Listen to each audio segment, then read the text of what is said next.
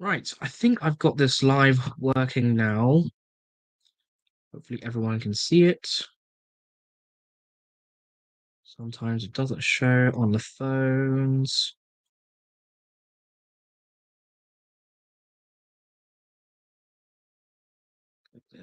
See, it's still saying I'm not live on my phone, but it says I'm live here.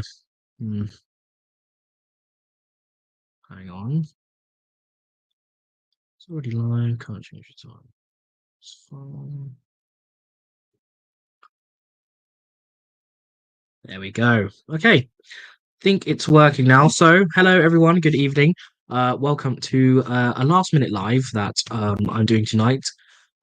Due to Scott, who's just Scott Inverts, if you guys know Scott, he normally does it live, but due to unforeseen circumstances, he can't be live tonight. So he's asked me to do a live, and I thought, you know what, I did really enjoy the live that I did last time, and I thought this would be a perfect opportunity to revitalize something that I've been wanting to do on the channel again for a long, long time, which is basically the Invertcast, the title of this live stream. So, what the Invertcast is a podcast series where I talk about all different kind of inverts, from husbandry and breeding, and basically everything in between. I've interviewed a couple of guests before. A good friend of mine from Germany, which is Hannes, Exothermosthetics, which is Clemens. So I've interviewed him before. Done a couple other ones, but I want to do more guests, and I thought tonight would be a perfect opportunity with my good friend Dan from PostPods. He said he was willing to come on, so why don't we bring him up on stage and we'll start having a good old chat. So, hello, Dan. Hello, Jeremy. Yes, and welcome to the podcast. I appreciate you joining, dude. Right. Podcast I've done, I think it's been like 2 years since I've done one now. So, I do appreciate you jumping on and being the first guest of the Revitalize series. And thank you to anyone that's watching live. I'm going to leave this up on the channel so you can rewatch it and listen to it while you do your feedings. It's why I like doing the podcast, having a good conversation with people within the hobby. And, it's a good thing to stick in the background and distract yourself while you're feeding like 50 odd tubs of isopods that are down here and stuff like that. But yeah, so shall we begin by introducing yourself if you want to introduce yourself and your company? Yes, so I'm Dan. Got I sell isopods. So the business is called PostPods.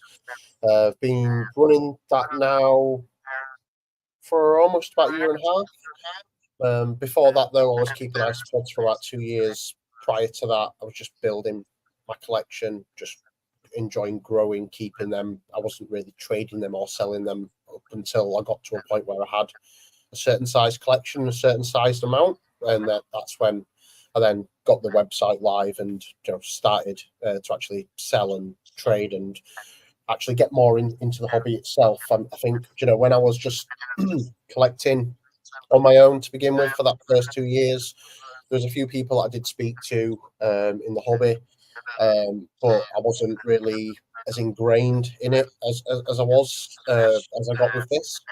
But big thanks again to Tom Marsh at Exotic Empire. It's down to him how I got into it, especially as much as I am now.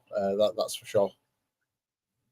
Yeah, Tom is a really good guy. Shout out to Tom Exotic Empire. If you guys want to go check him out, he's different social media, but tonight it's all about post pods. So what exactly did he do to get you into the selling side? Was there a specific thing that he gave you advice on, or was this like, you know what, why don't you branch out, see if you can get a different clientele kind of thing? What was like the inspiration for you to start post pods from him? So I got speaking to Tom a long time ago. So like most good friendships these days, especially in the animal world, it all started on social media with Facebook. And what happened with me and Tom is I used to go to Tom a lot for his dubia roaches, Yeah, and I still do keep and breed leopard geckos as well. I've actually not done any this year. We just decided to give the geckos a year off.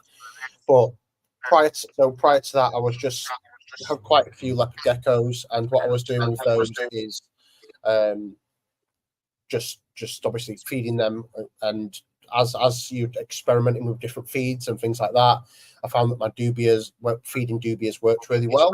And as I was trying to build a colony with them, it was just taking a long time. So I found that trying to get it to that point where it was sustainable was very difficult. So I was buying quite regular from Tom. But the reason I got actually into iSpods to begin with was I have always been into animals for a very long time. Sorry, Jeremy's doing the thing again. Is it? Yeah. Oh, that's fine. So it has been for the last few minutes. Typical. I do apologize, guys. I am on my laptop, which I might have to switch to my phone. So hold on. I will back out because I have it loaded on my phone. I'll switch over to my phone. Just keep talking about your background stuff. I will be back in just a moment. Okay. So yeah, I've been into animals for a long time, from being a kid, and I think it's a bit of a weird story, I guess, how I got into that. So didn't really have a good relationship with my dad, and sorry to start on a weirdly dark side of things, but I feel it's important to tell the truth and explain how it all works. So my mum used to work a lot in the evenings and weekends, so I didn't see her too much. So when I was at home, didn't really have anything there as a support, I guess, much. Dad just was there but not present. So I got into animals that way, just something to look after, something to enjoy, something to actually have that, I suppose, companionship. And my dad, being the weird person that he was, perhaps still is, I don't know, he kind of thought it'd be funny that when I had an animal that, I guess, when it got to the point of wanting another pet, after I used to have budgies and fish, he said I could only have a pet that he could choose, and on purpose he chose stuff I was scared of. So it was like, you can have a snake, a scorpion, or a spider. And now, obviously, I'd be like, that's great, I'd love that. But back then, I was like, oh, that's awful. But what I did was got myself a snake, and I just made it my mission to get comfortable with it, get to like it, get to enjoy it. And within a few months, I had 2 snakes, and then the hobby just grew. So I was getting into a load of different things. I was very fortunate as a child on that side because as long as I paid for the animal, I could have what I wanted. So got past the bearded dragon point quite quick. Got into the bearded dragon, quite quick. And then after that, had a Bosch monitor and a few other things. Now, when my as I grew, obviously got older, that kind of snowballed. So in the house I'm in now, I have a lot of pets, but me and my partner at the time, who I'm with now, still, we actually, for a long time, I always said, look, if I can get a Burmese python at some point, I'd love a Burmese python. She always wanted a Yemen chameleon, and we already had quite a few animals at the time. I had 2 Bosch monitors and a few for pets, but these 2 animals came up for sale actually from the same seller at the same time. And what ended up happening then is we went and got them, and within a few weeks, she'd already set up a really cool terrarium for the chameleon with a mister and plants, ice pods, everything. And I honestly wasn't that bothered by it. I appreciated what it did, but I wasn't that interested in the ice pods at the time. However, with the berm, as that grew, got bigger, noticed how messy it was. Partner was like, you should try and get some ice pods. They'll help with the mess. So threw in, as most people do when they start the hobby, threw in quite a lot of dairy cows. A few months later, lo and behold, shed load of dairy cows. And thought, this is amazing how they can just live and thrive when you're not actually bothering them, you're not, taking particular care of them. But can you get other things? Can you get different things? And started going down the rabbit hole of Google, as we all do, talking about random things, searching random things. And I was already speaking to Tom at the time, about the dubias. And then I came across his website and I was like, oh, you've got this, this, this. I was looking at all the different colours and patterns. And Tom very kindly, he was like, look, I was very honest. I was like, look, this is how I'm keeping these in the berm tank at the moment. But if I want to keep them as a standalone pet animal, I need some help understanding it, understanding how it all works, understanding the best care and things like that. And Tom was very kind as to, sorry, just close the window, to help me with that, really took me under his wing. And to be honest, still to this day, probably not a week or two goes by without me sending Tom some random text about something really random, a random thought I've had with the isopods. But no, he really pioneered the way for me on that front. And even going to the shows, I was really reluctant to do them at first. I was really anxious. I thought, like, I just had so many different scenarios going in my head, all of them not very good. But Tom kind of convinced me, and we did our first show together. We shared a table, actually, and obviously enjoyed it so much that now actually doing them quite regular. We've done a few shows together, but I've also done a few on my own as well. So that's been quite interesting. But yeah, Tom is the guy. He's the guy to go for isopods, vents, substrates. He's got pretty much everything. And he makes a lot of the stuff himself with his 3D printer as well. So still every few weeks now, I'm always texting him, tapping him up for more vents, just as the collection continues to grow, really. But yeah, it's like I'm speaking of Tom again. It's like I think that's how we first met, right? It was at that entomological show. Yes, you and Chris. I was the anxious mess, Yeah. like trying to make sure it was all right, and you and Chris came over and was introduced to Chris. I remember me and you were discussing the Red Diablos, and then Chris came over full of energy, and yeah, it's great. And it's history. It's like, because that show, oh my god, I just remember going up there and I was just like, God, I don't want to go again, because it was a whole mess of travel. I was supposed to meet Phil halfway at his place, and he was going to drive up, and then I ended up going to King's Cross. The train station was completely empty because they closed King's Cross, and I couldn't get to where I was supposed to go. And then yeah, it ended up being 2 hours on train, 2 hours with Phil, so 8 hours of travel.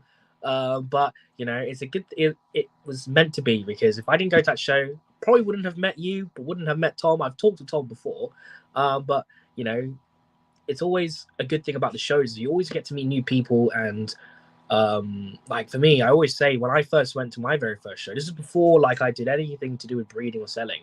I was in the fish side, and I went to the show thinking Brighton 2019. My college tutor recommended the shows, and I was like, oh, okay, I'll go check it out. Maybe it's a couple tables, and they're just showing off some insects. But little did I know how insane the shows can be, and the sheer variety, and that just got my brain ticking. And I'm kind of in the same situation with you. It's like being introduced to these animals and getting that interest in them, with the pods especially. It's funny that we both started with dairy cows as well, the classic.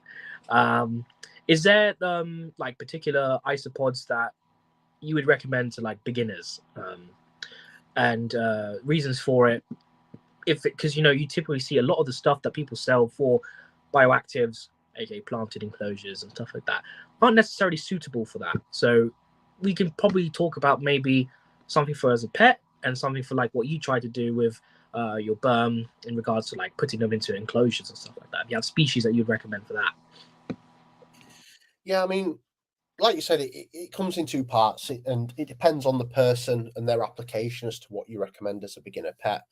I mean, a lot of people, for example, if we take the monetary side out of things, like we don't say, if we're not going to say, let's start on this because it's cheaper, easier to get into, less of a risk. And if we just said all isopods cost the same, let's just say that, for argument's sake. I mean, it'd be brilliant if it did. But no. So I think the biggest issue with a lot of things, a lot of isopods, which I think is important to mention, is the fact that a lot of isopods don't do too well under being checked a lot, being disturbed a lot. And that I find is the most common reason sometimes people have issues, in the sense that, for example, my rubber duckies, even now, they're in a 32-litre tub, or is it 34-litre rub? and I don't check on those. I check on those once every 4-5 days as such, and I notice that when it's like that, they'll all be relaxed under the cork bark. They all breed really well. But there was a stage at one point where I was very very lucky in the sense that I sold like a 5 or a 10 count each day for about 4 days in a row, and which, like I say, I was really lucky. It was really amazing. But what happened after like the third day, sorry, is they weren't under the same wood anymore. They were quite dispersed. And then on the fourth day, I was like, have a lot of these died out? I just cannot find them. So I had to search about that they're all under the soil, all in different parts of the tub. And I thought the room temperature hasn't changed. The temperature in the tubs haven't changed. The humidity is all the same. The perimeters are fine. Must be because I'm messing with them. So I Mm-hmm. just said I took them off the website, left them for about a week or so, checked on them again. Lo and behold, all back under the cork bark, all fine. And whenever people have messaged me privately or in the groups, whatever, a lot of people say, I've had problems with this species before. What would you recommend trying again? And the main thing I say is, look, just try not to just interact with it as much. I know it's really difficult, especially when certain ice pods cost a lot of money. So you want to check on them, you want to make sure they're all fine, you want to make sure they're all thriving. But I feel the less that you interact with them, the more success you'll have with them. And if you can do that, then most isopods are fine for a beginner per se, because the perimeters on a lot of them are not too difficult and they don't change too much in between species.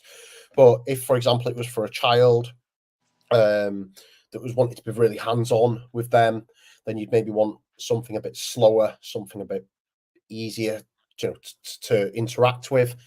So in that case, then you might, for example, even go for like, I don't know, like a Hoffman Segi, something really big that they don't have to be.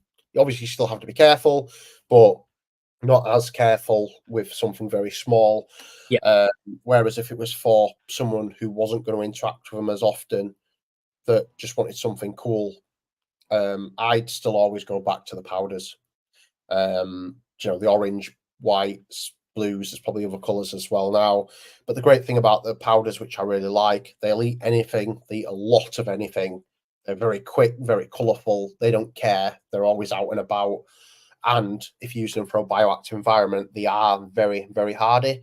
A lot of people even keep them, for example, in bearded dragon enclosures. They just keep a little moist area underneath the water ball, and they do fine in that kind of environment. So, like you say, the application is dependent on, I think, the situation as to what you'd recommend. I think, like you say, nearly everyone starts out with the dairy cows. The dairy cows are not too big, they're not too quick, and you still do get a little bit of variety in the pattern, in the color, and they are very forgiving as well. You hear horror stories a lot where people have had to be had to be away from home for longer than expected, or not had someone who can look after them, and then the colony dries out. Whether the dairy cows are very wet, very dry, it's not like Goldilocks and the Three Bears. Like they're happy regardless of the situation. Really, the one thing you will find with them is when you get the perimeters spot on, then it does. You will notice that they breed a lot more, and I think that's one of the signs that I use as like, I'm keeping this to a good standard. It is by how they're breeding, really. So when I get something new, it's not even to try and sell it or anything like that. It's just, I know I'm keeping this very good if Mm. I'm getting it to breed, and that's Yeah. one of the biggest kind of signs of success for me is getting something new and then having it breed. That then gives me a lot more confidence with that species, but also that's something I genuinely look forward to with most new things. There's a few color projects I have on at the moment, a few pattern things, but for the most part, whenever I get something new, it's not about changing anything. It's just about getting it to breed. Yeah. That's the main thing with pretty much like majority of the um, detrivorous invertebrates, so your millipedes, your roaches, and your isopods, is the way that you can really gauge if that specific animal is doing well with you is when they're breeding. With a T, it's like, yeah, when you get it molting and you get it eating, yeah, that's great. But seeing, that's what I like about detrivorous inverts so much, is that if you know you're keeping them well when there's multiple generations, and it's so satisfying checking every now and then, flipping that piece of bark, and you're just having a look at all these little ones running around, and you know, um, it's it makes me feel good that I'm giving the good amount of care for the isopods. And you've mentioned as well that the isopods are very, very easy to keep. A lot of hands off. It's why I feel like I can keep so many. It's like currently at the moment, like this rack, top and bottom, these two shelves are like, hold on, that one there and that one there, all full of pods. So I've probably got about 55 tubs, mixed species, different morphs and stuff like that. And unlike my true spires, which is what I specialize in nowadays, it's constant feeding every couple of days and stuff like that. With the pods, I water them once a week, and I don't give them any food because the main thing I feed them is their substrate. I would like to hear that opinion from you as well. Is whether providing a better substrate is better for them, or just giving them like a plain substrate. But we'll get into that in a minute. But what makes the isopods easy is that they rely on their substrate for sustenance. They're detrivorous inverts. Detrivorous meaning they feed on decaying organic matter. So I don't have to worry about them. They just feed themselves. They clean themselves. They breed themselves, and it's quite a nice way to get introduced into the hobby if you want to have a bit of cash to fund your hobby. And that's what started for me with this selling stuff. It's kind of similar to you. It's like I wanted to fund my hobby, but I was like, God, I'm spending so much money, and at the time, like I wasn't having a great job. Like I was getting paid, but it was never a lot. Yeah. I always tried to find ways, and I found the isopods. It's like you have so many running around. Sell 10, use that money, get another species, and build up. That's how I built up all these isopods. I've never really used my own money. It was more just like them producing themselves and selling a couple, keeping that colony going, and then getting a new species. That's what I always like as well. It's like the challenge of breeding a new species too. But yeah, so that's been really good to hear your insight in regards to species of isopods, and don't be too intimidated by the price. At the end of the day, you pick an isopod that you like. You like the colors, all different kinds of colors, shapes, patterns. You got your spikes, your spots. You got the armadillidiums that curl up. You've got the giant Spanish. For you, what would be like? What's your favorite group of isopods? Whether it's the large Spanish, the cave dwellers. If they're, I know it's kind of hard to say what's your favorite isopod, but if you had to group of isopods, what would be your favorite and why? It's difficult. So I think, I don't know, like I think. Sorry, but my rack's over there, so I'm just looking at the rack, trying to actually visualize. I think the armadilliums, I do really like those because they're out, they're brave, they eat a good amount as well, and just that again that they are quite a relaxed, chilled out species. Like a few people at the shows, for example, who were wanting to get into isopods. There was a lady at the last show who said, "Oh, I really want to get into isopods, but I'm scared of isopods, and I really want to hold one before I get one. What would you recommend?" And I want something quite big. I was like, straight away, I was like, Gastroids. That's what you want to get. They're not that quick. They're very forgiving. But for me, like if it was obviously down to colour, maybe the Cubaris would win, I guess, like down to the varieties and stuff with them. But the armadilliums, I think they've got a special place because the boldness and the different things you can do with them. So something I like to do with isopods is, for a few species, I've got more than one tub of the same thing. Yeah. And what I'll do is I'll experiment with different things. So something I like to do is try different types of rocks, try different types of leaves, try different substrate mixes and blends and seeing what happens between A and B and seeing which one breeds better. And obviously, it's not 100% accurate because you might be putting more gravid females in one tub than another, but it's a nice little telltale sign for me with certain things. And something for me with that is, you know, that whole, and this is what part of the thing I love about isopods is trying different food sources with them. Like, they're not all the same for everybody. So some people might have really good success feeding a certain species something. I've tried that and it's not worked very well. But yeah, I think like the gastroids especially are very reactive. They never have issues with them with feeding them different things, but they are very reactive in terms of how well they do, depending on what you feed them. To be honest with you, so yeah, I'd say those are a strong favourite. So much so, I've got the normal gastroids, I've got the white gastroids, I've got the jumbo gastroids. I just like gastroids. They're a hobby classic, and it's fascinating. It's like with the isopods, I find it interesting with the colors is that they represent.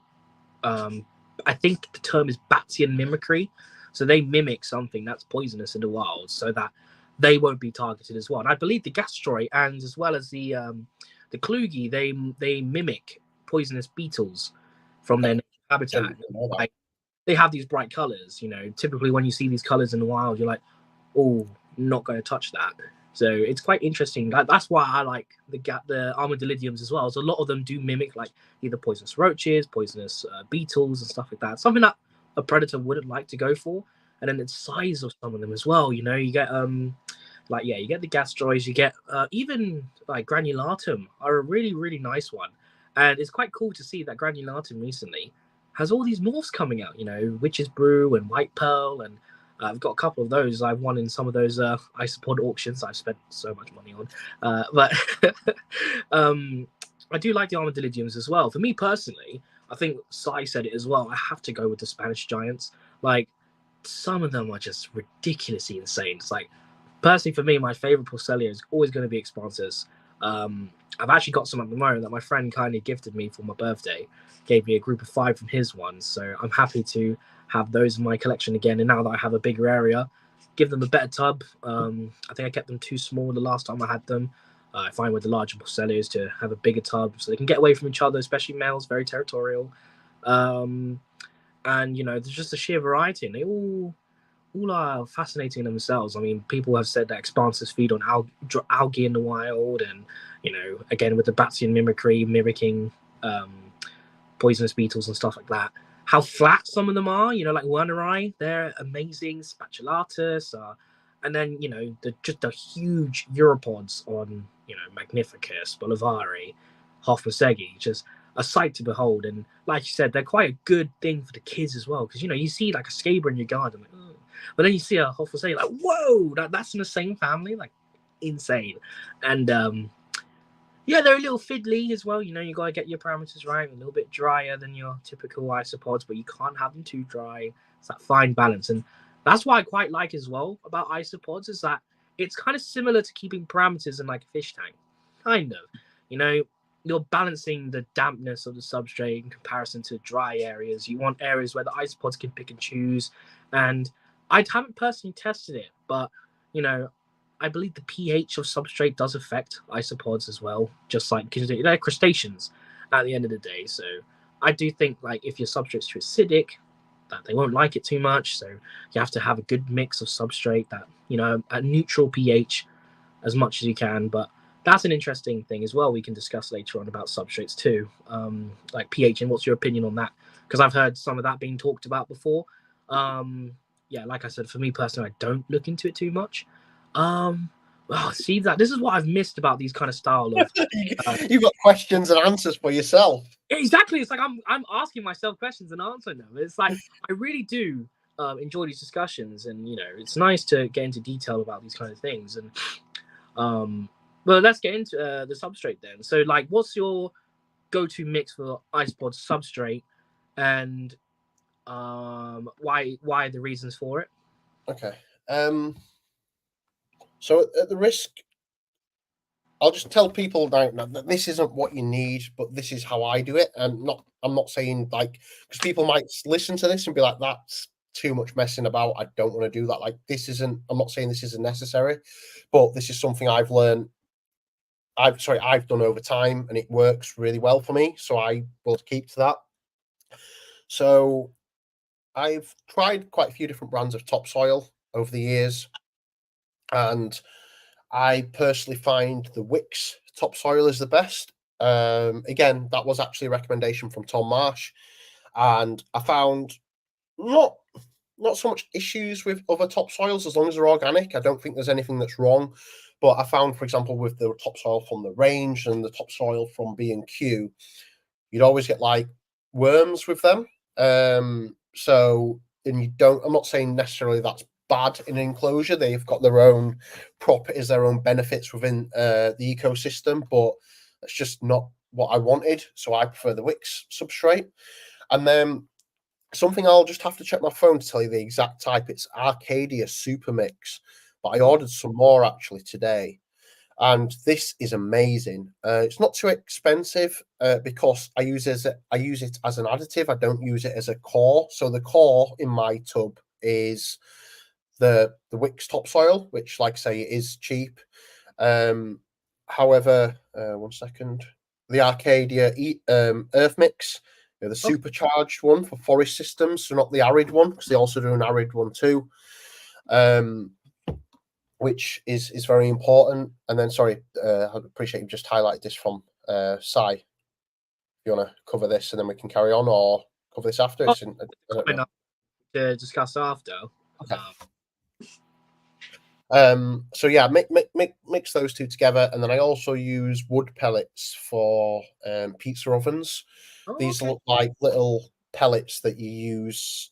Look similar to like the ones that you use in cat litter trays or tortoise substrate, like these little compact pellets. Put them in a tub with some boiling water. They expand. They goes into like a finite like wood sawdust very quickly. As soon as that cools down, mix that in with the substrate as well. Now that is all I use as far as substrate goes, but I know people are thinking, what about this? What about that? I have a constant supply of calcium, as Sai then says. People that have used that do sometimes supplement with it or mix it in with the soil, that can cause problems with the alkaline level there. So I have a Cuttlebone. I've actually got a new to me type of calcium, which I'm experimenting with at the moment. I'll show you. I'll have to double check the exact thing on this, but I got this sent from one of the guys that I buy rock off to try. So I'm going to give this a whirl and see how this compares to the Cuttlebone. But what I find is great with the Cuttlebone is, it doesn't ever go off. They do readily eat it, and they do eat it all the way back to like the base there, and then obviously just change it out. I keep mossing all the time. I do replace the moss over time. I find when it goes, it doesn't hold the. Excuse me. Like stringy, when like all the fluff is off, it's just like sticky. Yes, it doesn't hold any moisture, and it just goes that weird yellowy white color. Then I do replace that, and then I also keep leaf litter in all the time. So I've got quite a lot of that always mixed in. So like a lot of people have said in the comments already, and you've kind of said, I keep I have that as a base, then I know they've always got a source of food. However, what I like to do is I do feed them once every other maintenance. So I'll water them every 4 or 5 days, and I'll feed them every other one. But the food that I feed them is quite mixed. But then, something I did forget to add. One sec, sorry. There's you don't have to get it from the hydroponics stores because it can be quite expensive. But I did recently just because I needed a small top up and I didn't need a large amount. But worm castings is very good. Been using this branded one recently, but again, this was a bit of a test. I've done a few tubs of this and I've not seen any benefits of this over using the cheap stuff. So you can show off the brand. Sorry, it's just like it's a hydroponic brand, so it's actually made for hydroponic plant supplements. But this and then their bat guano, I do like this bat guano.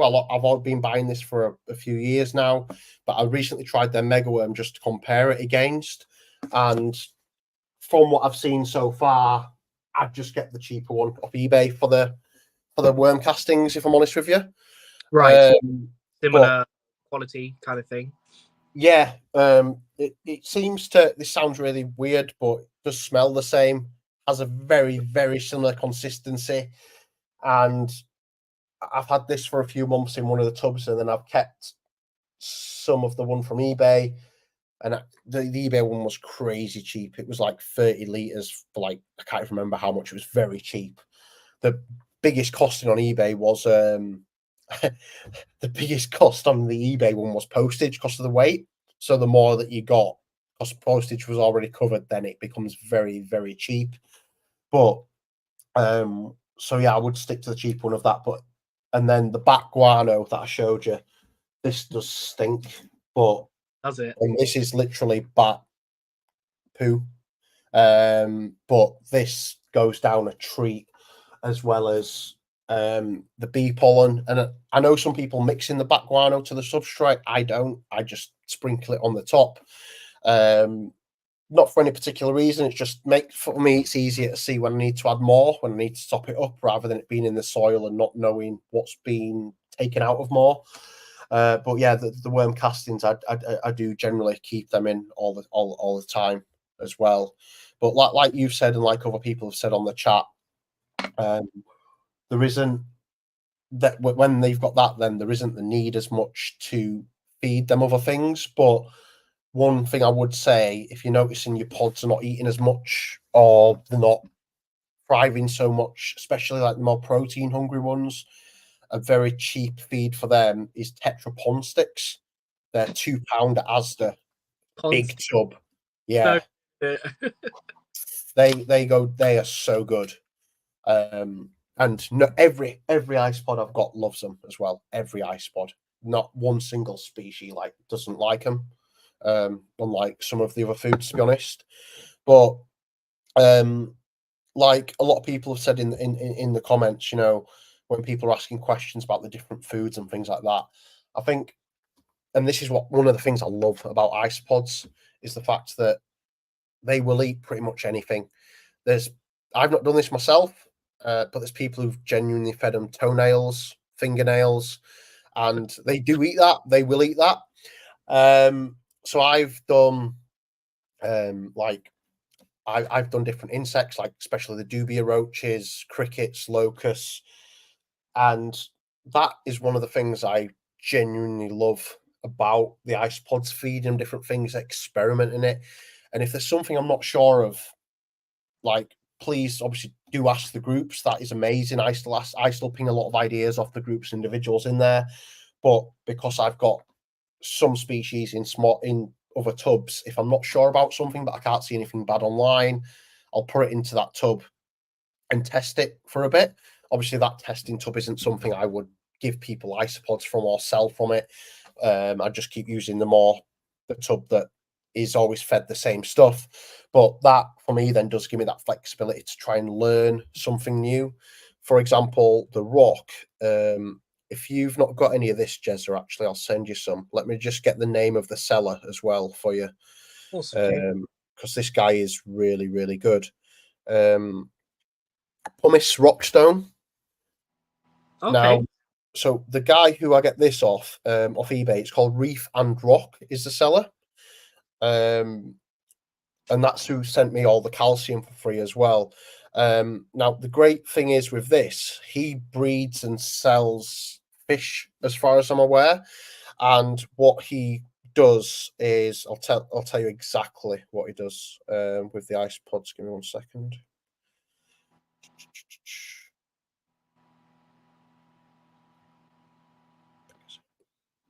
While Dan is looking for that, I want to say a massive thank you to everyone that's been joining the chat tonight. Been very, very much appreciated. Hopefully going to be doing more of these in the future. And I just want to quickly point out a couple of new bits that have popped up as well. Just want to give a massive shout out to Steve. Thank you so much for being a member for 1 month. Really do appreciate it. If you guys are looking to support the channel, do be sure to check out the membership button just on the bottom corner. I believe it's next to the subscribe button. We'll try to make more content. I do give some behind the scenes stuff as well, on like breeding projects and stuff like that I don't show on the channel too often. And we also have 2 new members. So shout out Scott, dude. Hope you're doing all good, and thank you for becoming a member. And also shout out to Tron for becoming a YouTube member as well. Very much appreciated, guys. Also, I will be getting nearer to the end of this stream today. I will be getting some of you guys to ask some questions to both me and Dan, and we can discuss them later on. But for now, yeah, we're just bouncing off between different topics. That's why I've not been putting too much on the chat, interacting with the chat too much. I'll be doing that later on. So yeah, just quickly while Dan was looking for that. So thank you guys so much. Do appreciate you all. And yeah, let's get back to it. So sorry, I've got the notes on here actually.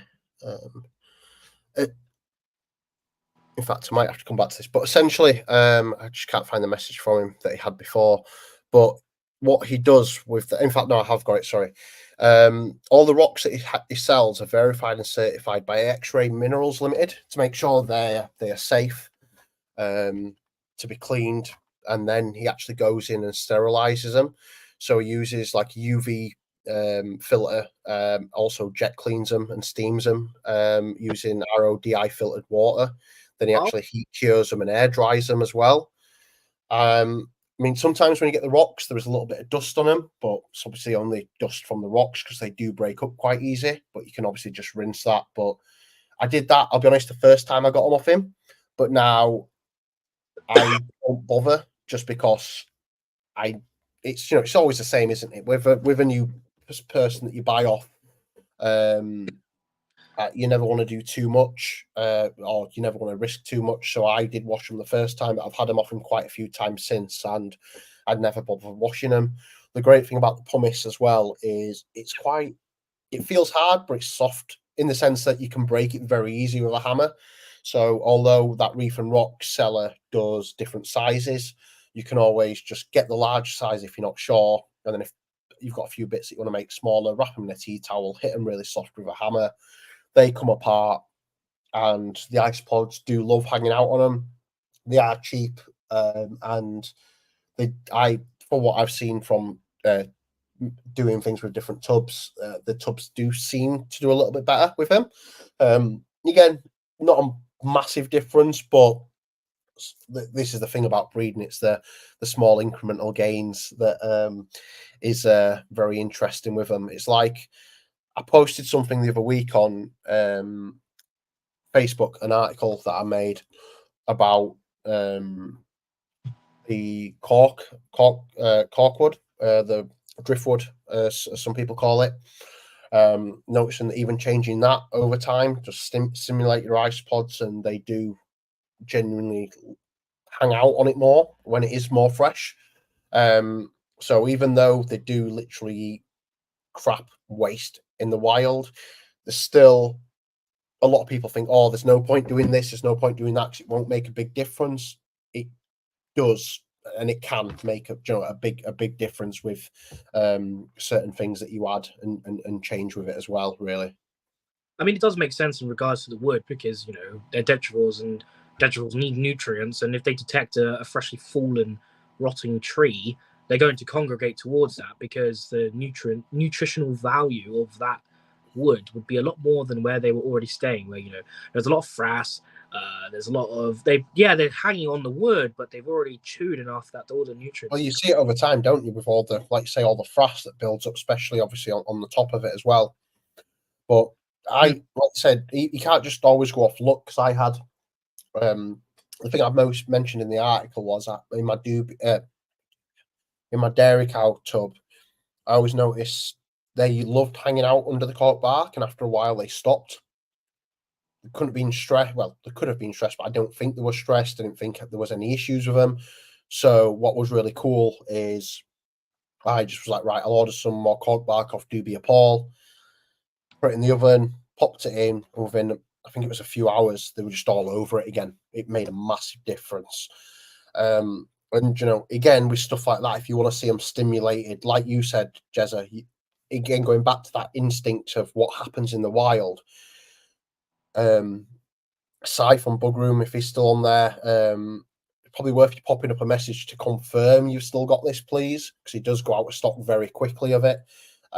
Lichen, Yeah. when you throw in some fresh lichen from Sai, it's like a drug to them. Yeah, they just swarm to it. They can't get enough. They strip it so quickly. Yeah. And that goes down really well. But exactly like you said, that falls obviously after a storm. In the wild, the isopods would come out and forage on that because it's not always available. They do seem to eat it very quickly because they know. It's I don't think, off the top of my head, they're not technically a mushroom, but they're in the same family. I think that's how lichen works. They're like a combination of multiple microorganisms that come together and form these things. So it's a big boost in protein for these isopods, and that's why I like it so much. I always buy my lichen from Leah from Unusual Pets, who's in the chat. And I also buy from Aisha from Love at Heart Inverts, I think. She's part of the Seas Committee. She always has these big lush bags of moss at every Seas, both moss and lichen. It's such good quality. Go for a bag of it. The pods love it. And it's quite easy to. Oh, there you go. So Sai saying he's out, but Leah has some lichen. So if you guys are looking for lichen for your pods or your detritus inverts like your roaches and millipedes, be sure to check out Unusual Pets, who is here. So lichen's really, really good for them as well. Natural rather than bee pollen. They'll get bee. They might come across a beehive in the wild, but you want to get as natural as possible with these guys. It's what I like to use as well for calcium supplement. For me personally, I actually have it here from when I did the stream last time. It's this stuff. I'll just put myself on solo. This is tougher calcite, basically like chunks of calcified moss. Nooks and crannies. I get this stuff from Curtis Larkin, who also trades at the shows, does pods, specializes in phasmids as well. So I use that stuff. And in regards to my personal mix of substrate, I use a base for all my inverts. I use Westland's topsoil. That's my preference for topsoil personally. And I also use peat moss, which I know people are a bit iffy with it, but I use it. It's a great supplement filler, substrate filler. So I do a 50-50 mix. So it's that. I use leaf mulch that is being sold for beetle substrate because I think leaf mulch is a little bit more better nutrients for the pods because the leaves have already started breaking down, so that nutrients are starting to come out. So I mix that within the substrate. I use rotting white wood from hardwood trees, and I do for that wood. Sorry to interject, but Leah has some really good. She has. I'm trying to say this without it. Yeah, it's sounding weird. I'm just because I'm always conscious of Scott in the chat. She sells some really good wood. I've had that. Yeah, exactly. I was like, it's the more I could have just. But yeah, again, I'll just try and switch off. I got some wood off her partner at the last show, and it went down a treat. Her partner's wood is amazing. Yeah. Leah is really, really, and a partner are amazing. I met them at the first show that I met you at as well when it was snowing that time, and we do like to have a catch up with them at each show. And Leah Terry has good wood.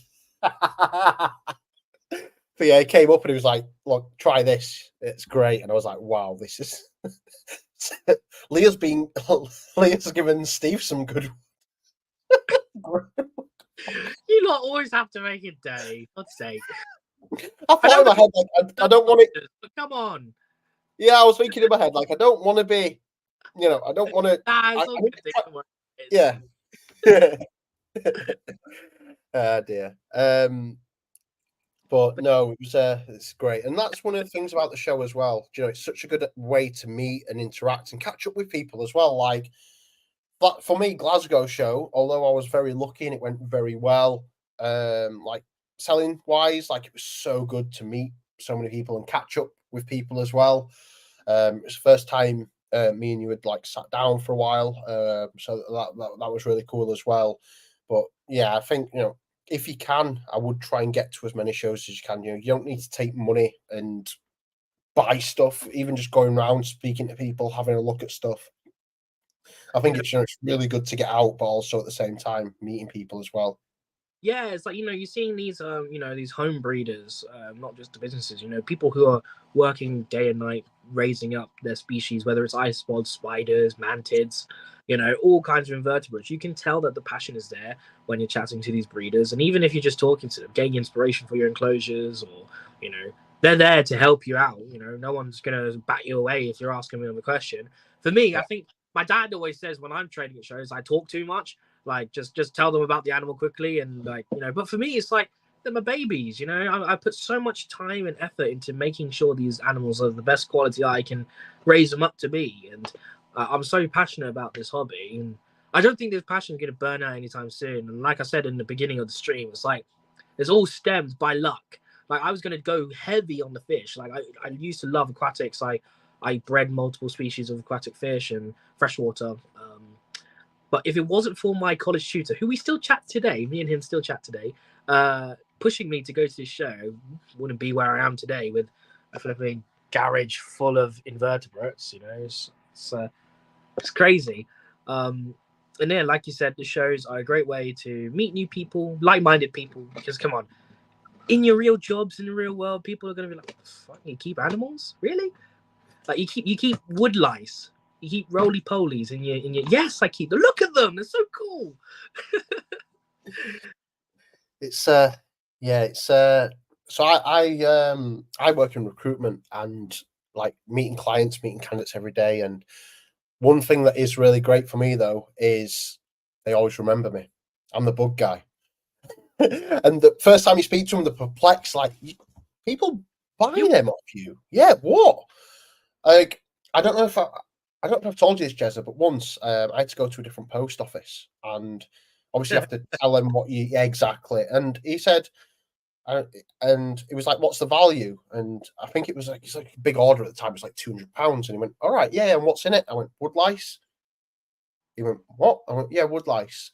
So he was like, "All right. So if I open this box now, how will you react?" And I was like, "What?" And he was like, "If I open this box right now and there's this £200 of wood lice, how will you react?" And I was like, "Well, I'd watch you open it and make sure you can check it all, it's fine, but I'd make sure you put it all back in and then use your tape and seal it back up." And he was like, "Then what?" And I was like, "Well, then I'd pay you and you'd send it." I think he was like expecting it to be like a front for something else, but I was like, I thought in my head, if I'm going to send something like I shouldn't be sending, wouldn't I just tell you it's something a lot more normal, like a phone or something? Like, why would I tell you it's wood lice? Try and make it as normal as possible. Why would I go out of my way to tell you there's a live animal in a flipping box? That's just going to make you want to open the box more. Yeah. It was like actually just a couple of days ago, I sent out some boxes. Last week, I sent out some boxes, some Huntsmans, and the guy at the post office, I think he was a new worker, and he was like, "Well, can I take these?" And the guy looked at me, and went, "Yeah," because like the other guy knows me for years now. I've been shipping the same post depot for years, so he just went, "Yeah, it's fine. Just go." And I'm like, "Oh, okay." And he just looked really like he was like shaking with the box and putting the box down, and I'm just like, "It's fine." Oh yeah. That's good. It's always with work as well. I actually got a guy back into animals. He's from the Philippines, like me, but I was born here. He wasn't. He came over to work, so he had to leave all his animals behind. And we were chatting just out of the blue because he's my team leader in the theaters, and I was showing him all my pictures. And yeah, from nothing now, his wife doesn't like me very much because he keeps wanting to get more spiders, and he's got a snake and he wants to get more. And I'm like, I just lit a fire that I shouldn't have lit. Oh man. But then it's like, the shows, we don't get judged. Everyone is like-minded. We're all here to discuss the animals that we all love and, share them about. It's like, for me, at the end of the day, it's like, we're going a little bit sidetracked with I'll go a little bit sidetracked. It's like the younger generations, you got the kids coming up to you all excited, and they're the ones who are going to be carrying the hobby in the future. So for me, it's like, if I see the kid and he's like looking at some of the stuff on my table, I'm like, I'll just take it for dirt chips. I could have made a bit more money on that, but it's like, I'd rather the kid, go and enjoy the animals. And Mate, yeah, exactly that. So at the Scotland show, there was a little girl that came up and she was like, I want to see if I can do you a deal on some isopods.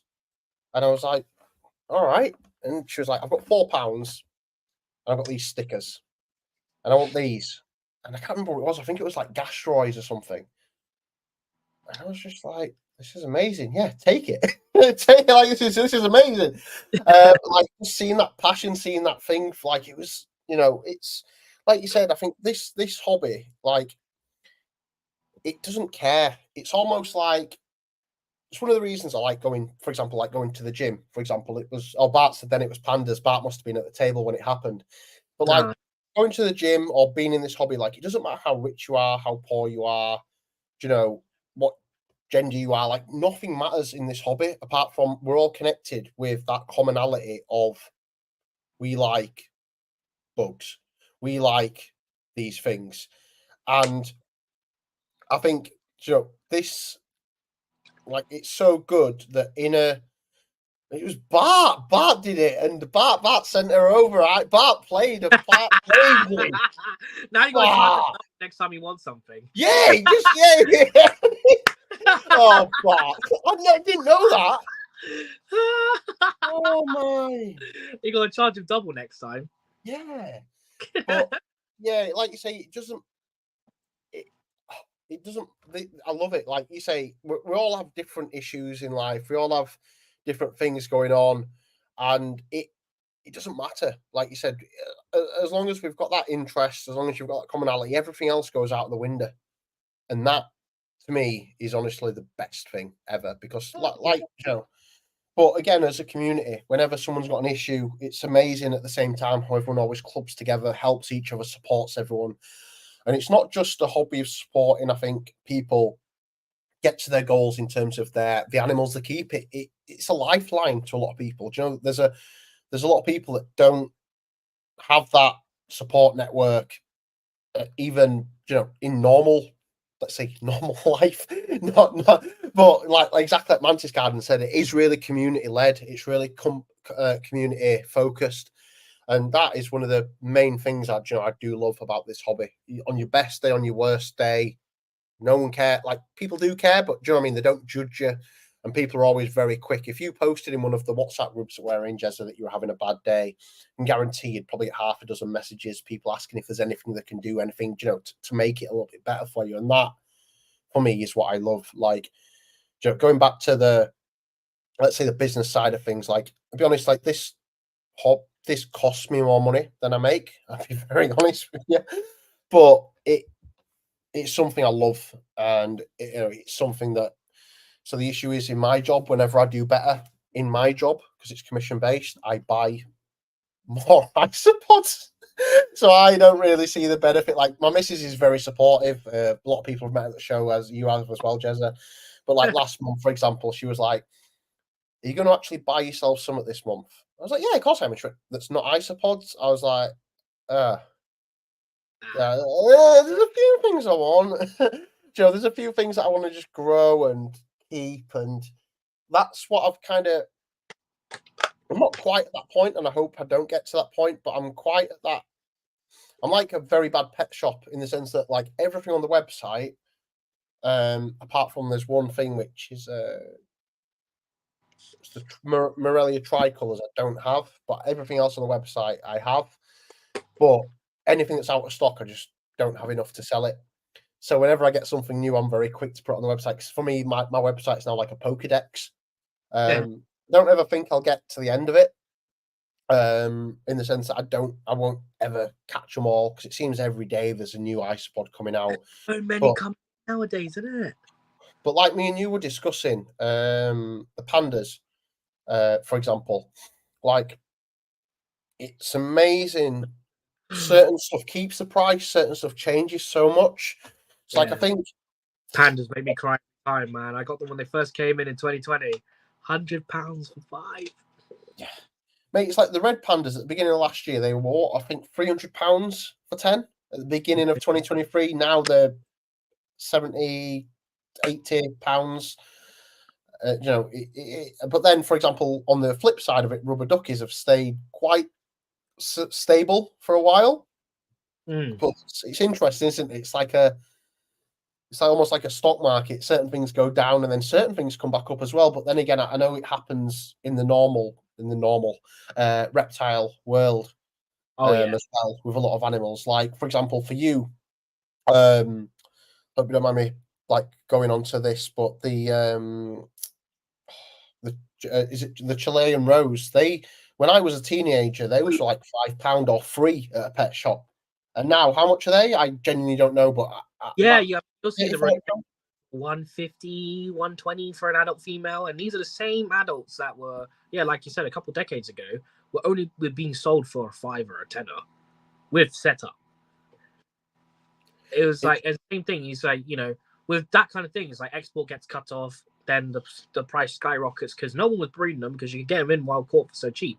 That's actually also a topic I'd like to talk about as well with regards to iSpods. Do you notice, like, with new species coming out, obviously they're wild collected, right? Have you noticed any changes in regards to like an export being cut off, and then the price of iSpods going up? Because you see that a lot with tarantulas, and scorpions. Like we said, with the Rosea, with Pandanus imperata, which are the emperor scorpions, again, £10, £20. Now you won't see an adult cheaper than £70 because export was cut off. Have you noticed anything with that in regards to iSpods? For me, I personally haven't. I don't think so. No, I've not really seen any changes. You'll notice certain things are unavailable for a while, but that doesn't mean they were imported or anything. That it's just a supply. Certain things just don't breed as quick. But yeah, I don't think I have. But like you say, I think the biggest thing is in the reptiles. I think where you see that, for example, the alligator snapper I got, I paid just over £100 for it, and now I've seen them online for about £250, just because the import was cut off on them. But I've heard as well in Europe, for example, that the price of leopard geckos have gone up, because apparently a lot of leopard geckos were getting exported from the UK to a lot of places in Europe, but now, because we're not in the European Union, they can't trade as freely on that. So that's gone up by quite a bit. But yeah, I think that's one of the things that kind of brought the bearded dragons back, wasn't it? Like, sorry, brought them back. That sounds bad, but being like bearded dragons for a lot of time, pet shops wouldn't sell them, because they were so cheap. They're just, people, unfortunately, were thinking, if this animal's a £5, I'm not spending £200 on a really good enclosure for it. But then during lockdown and then post Brexit, the prices have gone up quite a bit on the bearded dragons again. But to be fair, that's different. I suppose that's not an export issue. That's more just a breeding issue, because bearded dragons breed easier than a lot of other animals. Yeah, I agree. It's nice to know that the iSpods aren't affected as much in regards to like export worries and stuff like that. And plus, again, most isopods breed pretty consistently. And what I have noticed, though, is that a lot of ducky cultures are doing a lot better than they were when I first started keeping iSpods back in 2020. A lot of people were getting the duckies, and they were paying extortionate prices. And, you'd always see, oh, I don't want to get duckies again. They crashed. And I think that was a lot of wild caught. But now, I think because people are getting the parameters right, people are figuring out how to do best with the isopods. Like you said earlier, leave them alone. That's the best way to start off culture. Just do not check on them. Just leave them be. And the right substrate mixes and everything, all that combination allows these wild caught pods to settle in. You got to think they're getting collected out of the wild, shipped overseas, and brought into UK and cultured. That's going to be a big shock to them in general. For them to have that brood, establish themselves, and then that captive generation is being passed on to other hobbyists, allows like stuff like duckies. They're still expensive, but they're coming down in price a little bit. Yeah, I think as well, like about the hardiness of certain pods. I think we often see in the UK. I think what we often see with a lot of isopods is that when something's new and there's one or two breeders that breed a lot of it, because it's really hard to get, the isopods obviously generation become very inbred as well. And I know a lot of people don't. There's some people, like a lot of people I really like in hobby, don't see this as a thing, but I personally do. And what I'll explain in a second, but I think that as people start to as more sellers have them available that aren't from the same bloodline, and those are mixed in, I do think the genetics get stronger as well. Yeah. Therefore, what I do think is that does make a big difference as well. Because whenever, for example, I've got isopods that are not breeding, and I'm pretty sure the parameters are right, I'm pretty sure I'm looking after them right. What I'll do is I'll buy some more isopods off someone ideally I've maybe not bought off before, or ideally it's a seller I've bought off before, but I've not bought a certain thing. So, for example, I've never bought Thai blues off you. So if I needed Thai blues, I'd be like, right, Jez, I need some of these. And having fresh blood, not only does it obviously increase the diversity in the general numbers and population, male, female, but also having that fresh blood, I often find helps get them breeding as well, in general. And I do think there's a lot to be said about that. For example, my Panda Kings, which I don't mind showing you in a bit if you want. I'll just have to change the lighting and stuff. That I've got a 74-litre tub of Panda Kings. I've got thousands and thousands, but every so often I will buy some more. So, for example, at the Scotland show, I got some off of Rebel Regis, and get some every so often off other people on the WhatsApp groups and whatnot, just because I'm a big believer in thinking these are doing really, really good, but these are all probably related multiple times. So I do need to, try and give that diversity. Yeah.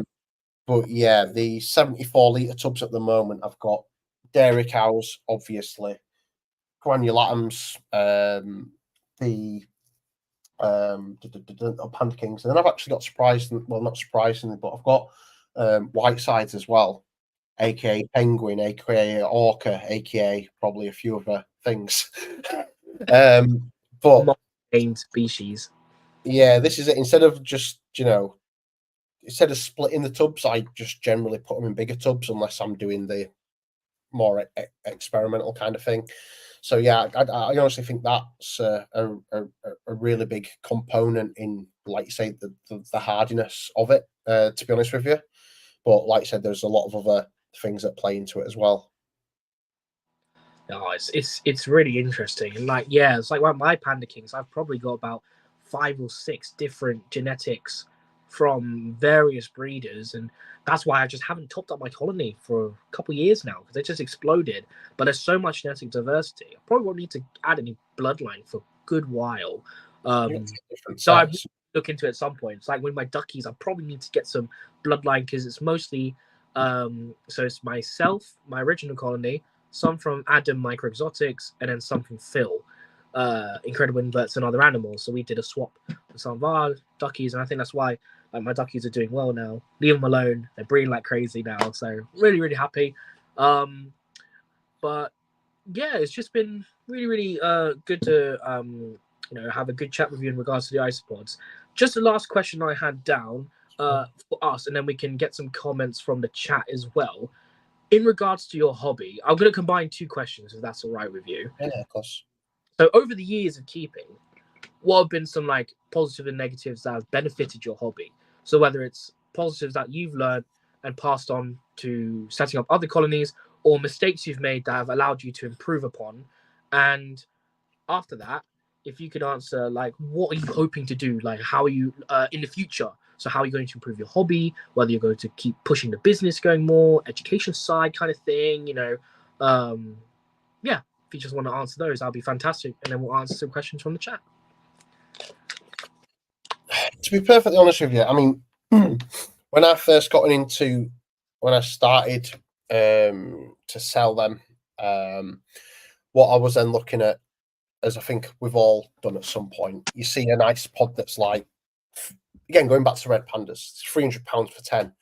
This is great. I'll get these, and then I'll grow them, I'll breed them, and then it's £300 per 10. And then you see that before you can actually get to the point where you're going to be able to sell them, the prices have come down.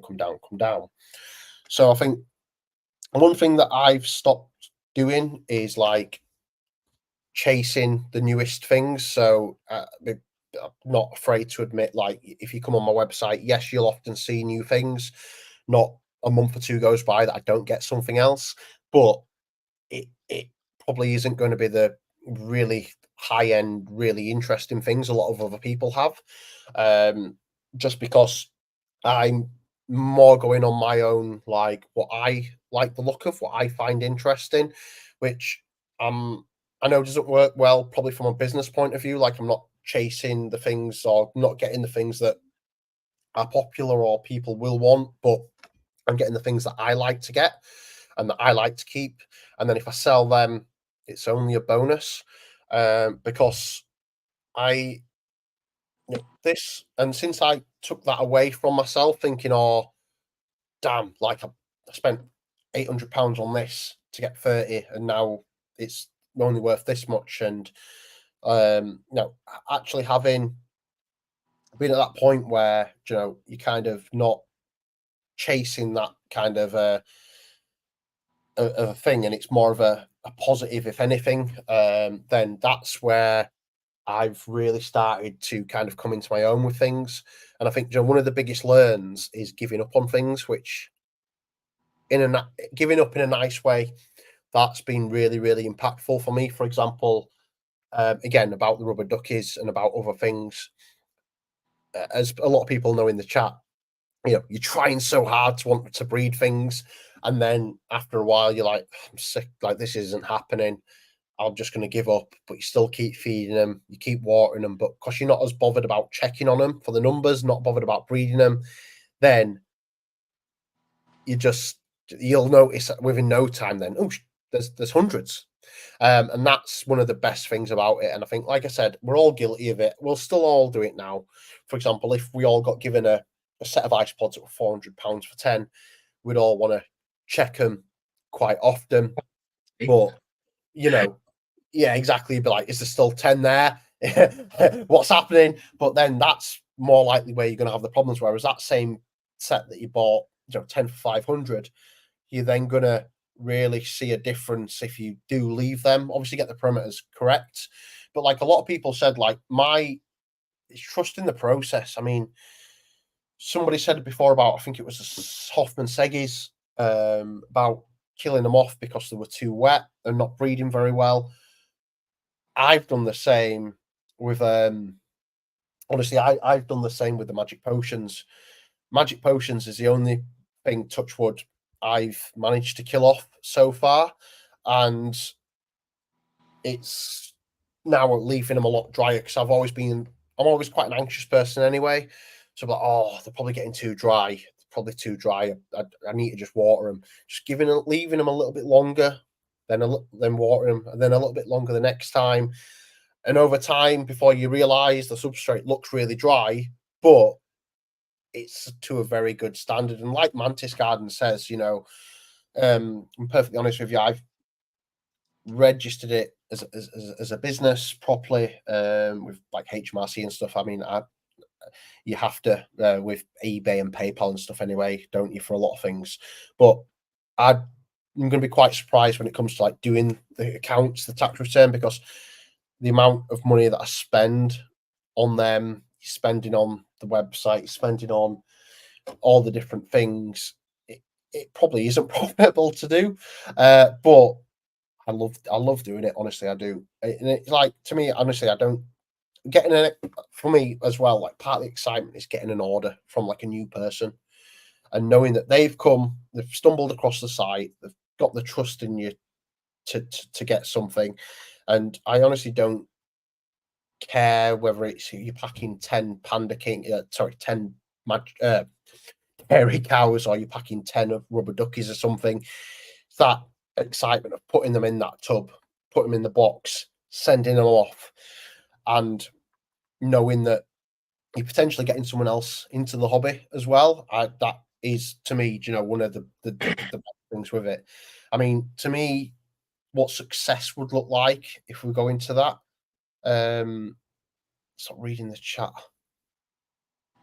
I actually wasn't. I've just seen now magic potions and hoffs. I was just getting tongue tied. I don't actually have an excuse for that, Mr. Squirrel Man. But yeah, it's that for me is like where I would see good at by the end of the year is getting an order every day.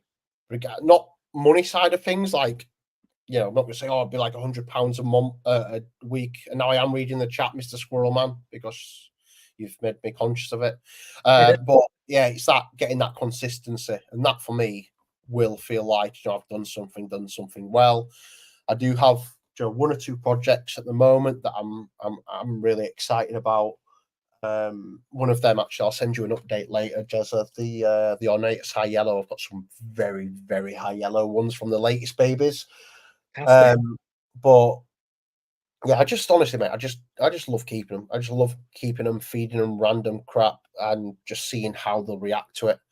But honestly, I don't think I'd do it without this community. I don't think I would, because this is more of the reason. I mean, Mrs. hates me for this, but sometimes I'll reply in the chat then not reply to her. Sometimes she's like, she's mentioned something, and I'm like, oh yeah, I told you that, didn't I? And she's like, no, I read it in the group chat. I was like, okay. You still got the information regardless, but yeah. You found out somehow. Yeah, exactly. It's not, it doesn't matter, does it? Nah. Well, it's yeah, like you said, for me, it's the same. It's like, I couldn't care less about the money. The money just fuels my hobby. At the end of the day, I want to keep these animals because I enjoy keeping them. Whether it's isopods or my frogs or the geckos that I got at the IHS show, I enjoy every single animal that I keep. It's always, I could sit here for hours. It's like the leaf cutter ants. God, I could sit here for hours just hunched over my desk, just like, ooh, just watching them, what they're doing. It's like just seeing them going up and down with a piece of leaf, seeing these isopods with all little different sizes of babies. It's just satisfying to me. Like I always keep saying, it's satisfying for me knowing that I'm providing the best care, that the animals are comfortable in my care. Because, the animals are in captivity. Well, when they're in captivity, yes, they don't have parasites, they don't have predators, but they're in your hands. And seeing them boom when they're in your hands is just so satisfying. It's like, sorry, carry on, mate. I'm going to say one of the coolest things for me to watch, honestly, is the jelly bean St. Lucia's. Ooh. They do not care. If you throw something in, they will eat it. And it's almost like watching a video sped up because of how quick they eat stuff and how they don't care whether it's light. You could be right over them. You could have a light shining on, trying to take a perfect picture. They do not give a shit. They will eat. They are not bothered. But also the colour, the variation you get within them. Again, not an expensive pod. Just over £10 for 10, but they're very calm, very easy to feed, very easy to look after, but also something, dare say, an interactive pod in the sense that when you're feeding them and and taking pictures and stuff, no two pictures are ever the same. because of the different colours within them. And honestly, that's something that it is a sight to behold, really. Oh, fantastic! But yeah, it's been a really good chat, dude, and I really appreciate you jumping on.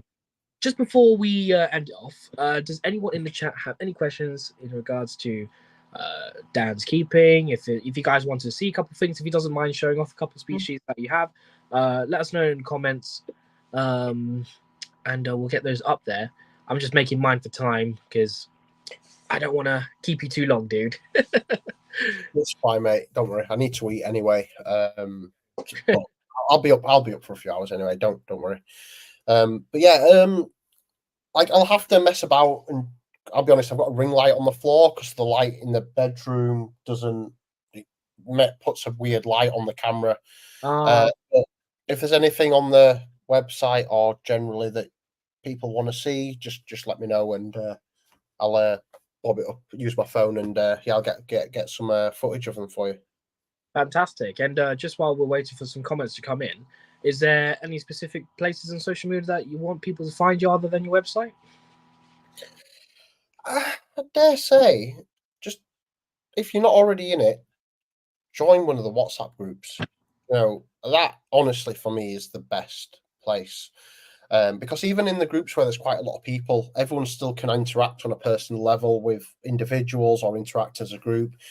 There's a lot of really good WhatsApp groups there. I'm in 4 or 5, and you're in all of those, Jezza, so you're probably more than 5. So many, it's ridiculous.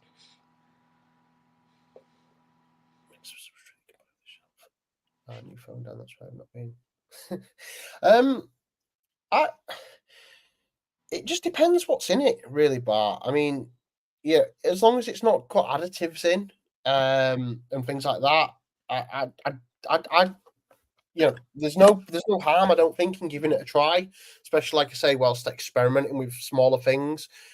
For me, the biggest thing has always been making sure it's organic, because obviously the issue is when you're looking at different plants, the compost a lot of the time have extra nutrients in, extra additives that are good for the plants, but not so much good for the individuals. But again, this is the great thing about this with the hobby is like Jezza said, he puts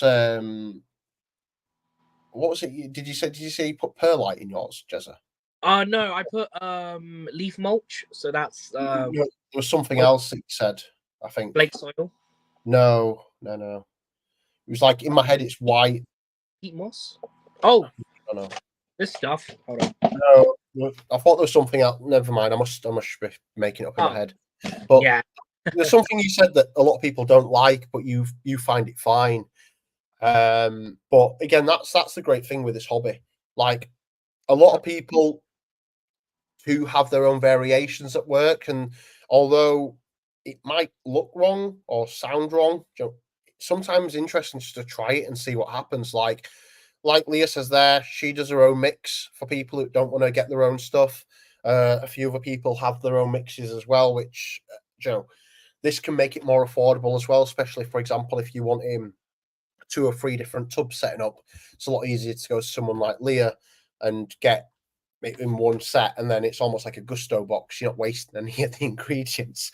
Whereas if you're buying it all separate, you'll always notice you've got one thing more than the other, and then what happens then is you just keep buying more and more and more tubs.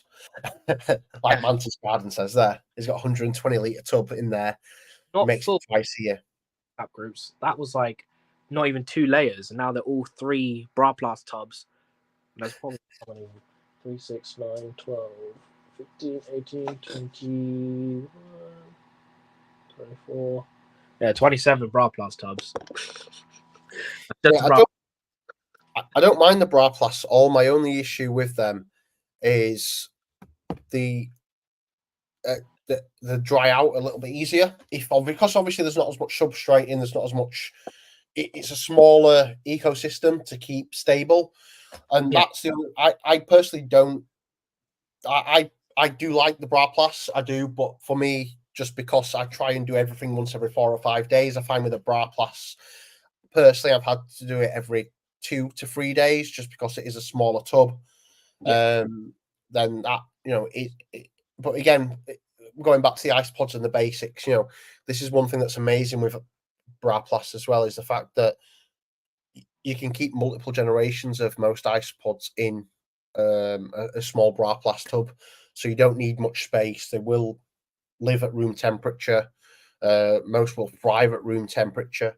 So it's one of those pets, especially with the cost of living and things like that these days, that doesn't really cost anything, especially when you can just, feed them little bits of waste from foods as well. Yeah. Any veggie scraps you're chucking out, as long as it's not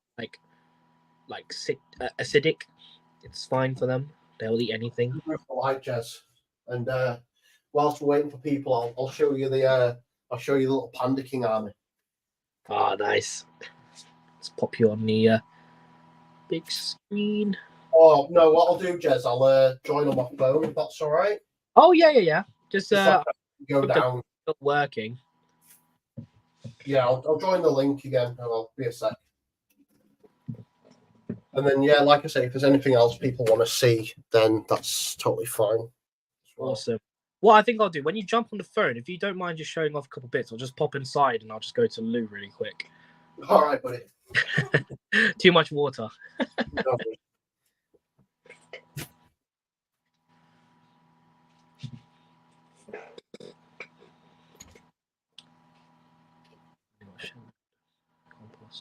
Yeah, that's why I don't really use the compost, because you normally get a lot of gnats in them.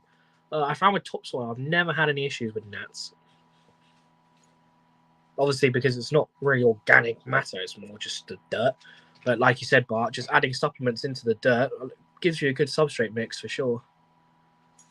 Not teapot, it's just water. Water. H2O.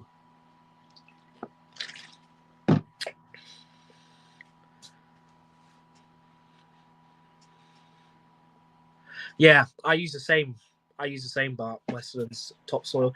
I get 3 for £12 at a local garden centre, and it's just about a 10-minute drive from my house.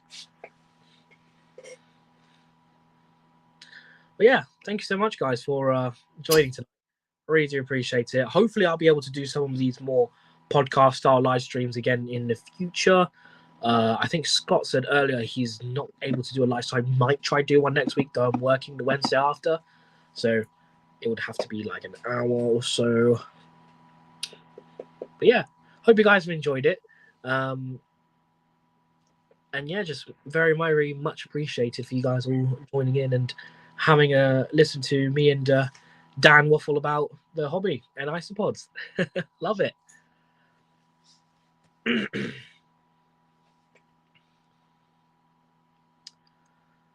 you see that? Oh, backstage. Oh, yeah, I see you now. Hold on. There we go. Add to stage. Solo. Right. If you just want to show off a couple bits, I'll be back in just a moment. Just going to pop to the loo. So yeah, if anyone sees anything they want to see, if there's anything people want to see in particular. So I thought this was fun on about dairy cows earlier. Panda Kings. So these probably, to be fair, will need to change the tub again on this. So, but this is a 72-litre tub and they are all the way through. Well, as I mentioned before in the chat, so this is the pumice rock that I was on about earlier. As you can see, liking it a lot, all over it. This is butternut squash, which needs to come out tonight actually, but I need to do all the waterings as well. Cuttlebone, again, as you can see, there's some decent chunks out of that. Obviously, we've got a lot of moss as well. You can see here, we've got no shortage of Panda Kings, that's for sure. All over the place. And I'm just, oh shit. Sorry, closed it, Anna. Oh, dear.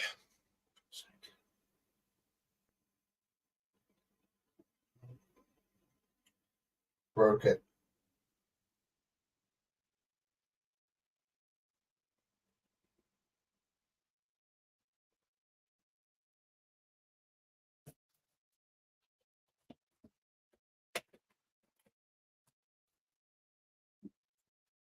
Sorry, guys, my fault. We'll have to wait for Jess to get back from the toilet now. Thought I'd do something. Shouldn't have done it. And here we are, I guess.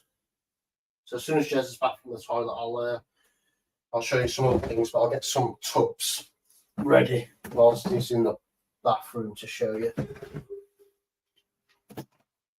All right, I'm back.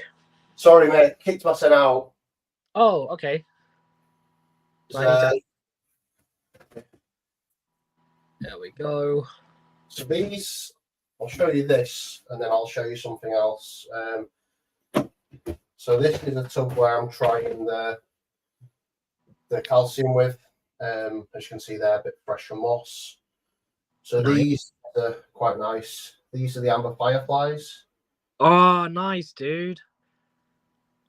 These How are are you all quite- doing? I just got 5 in recently. I just had a batch of Manca myself.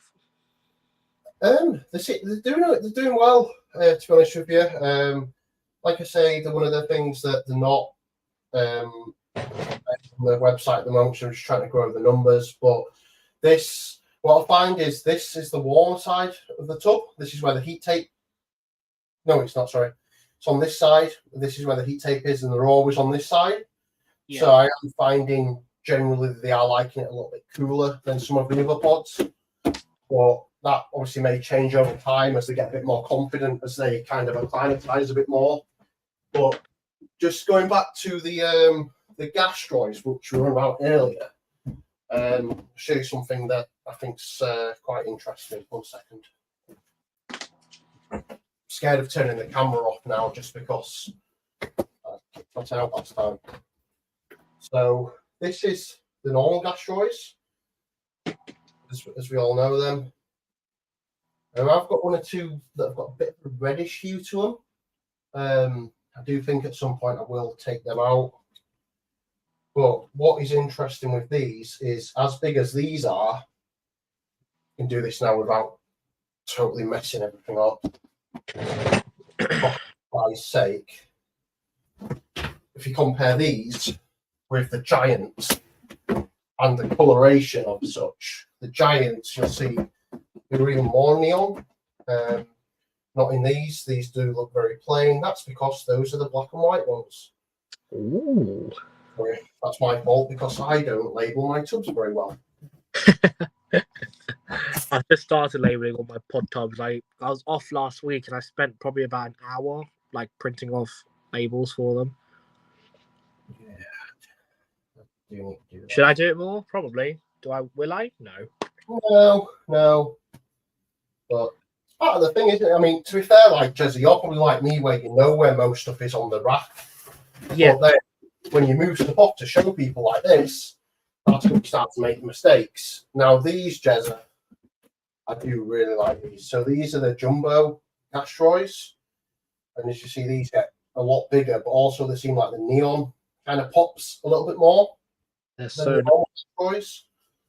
I'm not sure if it comes across properly on camera, but they said to get about 20% bigger, but I do find they do get even bigger than that. But there, these do get to a really good size, but they're a really good colour as well. Really good colour. I do really like these. so pretty. Yeah. Is there anything on the chat that people said they want me to show? I can't see the chat on my phone. Let's have a look. See.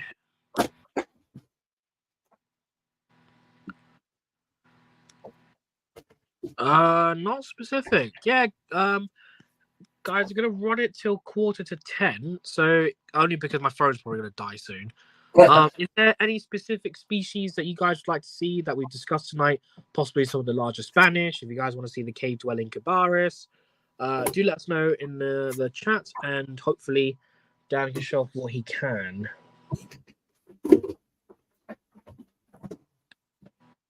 Well, something I would say as well, actually, for anyone with the Morelia that we're a bit unsure about getting the Morelia because of the a bit worried about them escaping.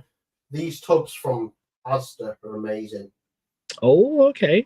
obviously depends how many you got, but I don't put any holes in these at all. All I do is open them once every few days and just give it a bit of air, as you see. So there's some phoenixes in here. Not terribly big collection, to be fair, but these do really, really well in here. And this is how I keep the other Morellias I have as well. Just like I say, without, as you know, how good they are at escaping.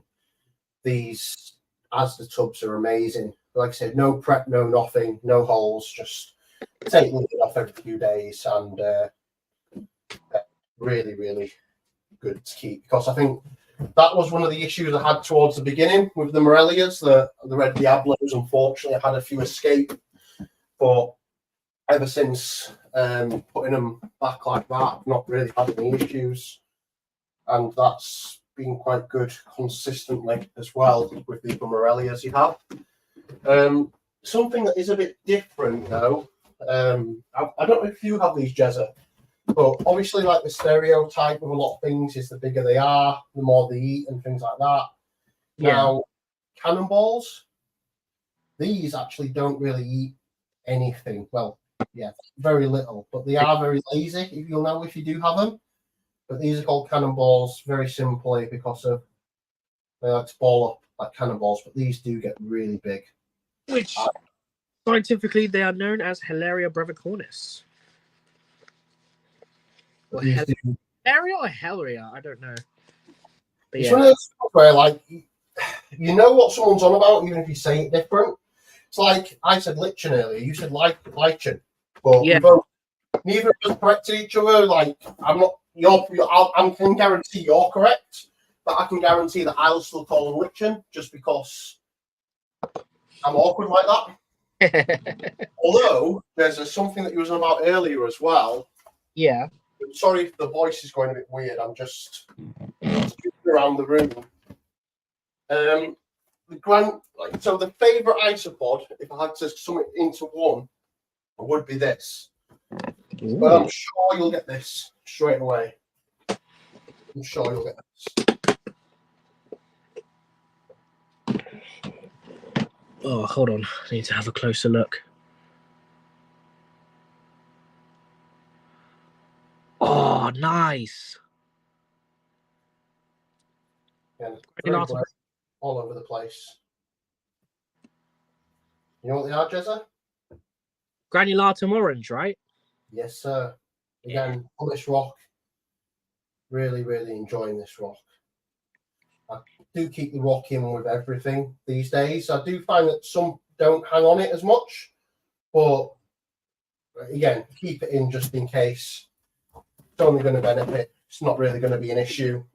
And then, unless this embarrasses me now, Jezza, I'll show you how bad, well, not how bad, but how good the red pandas are doing.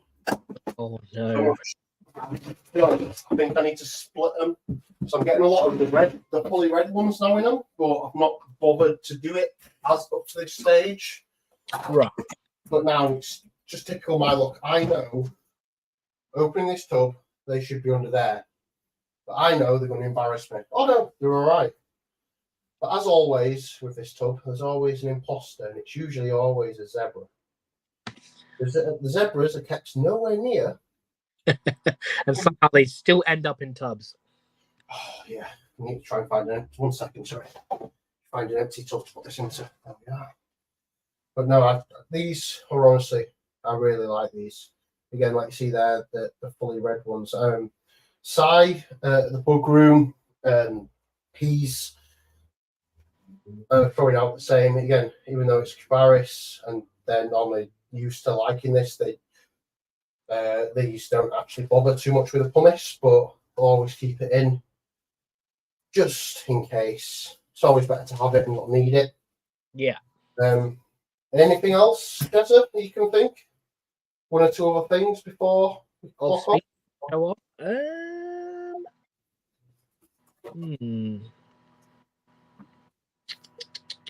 on. Have we shown off any of the large Porcelios tonight? No, no, we've not. Let's get them one second.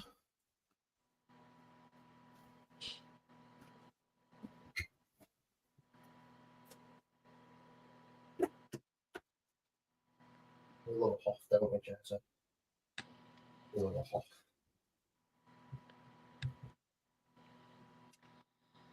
So these, for me, like you said, the Hoff, this isn't actually fully grown as well. See there, the one that's a little bit more relaxed. I've actually recently, Jezza, got some of the ones with the white antenna as well. Oh, those ultra whites.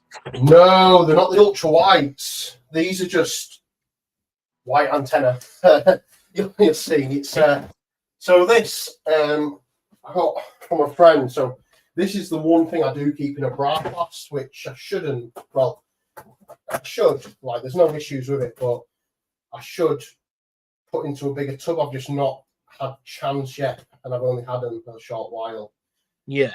Yeah, the literally only difference is the white antenna. But again, going back to that thing earlier about different things always being coming out of the hobby, always being produced, whereas your ultra whites, obviously, it'll be the breaking usually in between the segments, and also a lot more white on them, where these are very much still black. I mean, that's got a little bit more white on it, but that could be due to shed anyway, to be honest with you. But I think, someone's going to go for something a bit different. Someone's going to go for something a little bit out there. I think what you was on about earlier, the space pods are always going to be one of the coolest things to get, because there isn't really any other pods like them, is there? And they just don't care. Like this here, like how many other pods? There's 5 on here. Most of the pods turn it upside down, turn it back, all still on there. And with most of the pods be running about, scurrying, hiding from the light, these just do not care. But like a lot of people say as well, I am finding these go on the drier side a lot, so I do want to try and dry these two out a little bit more.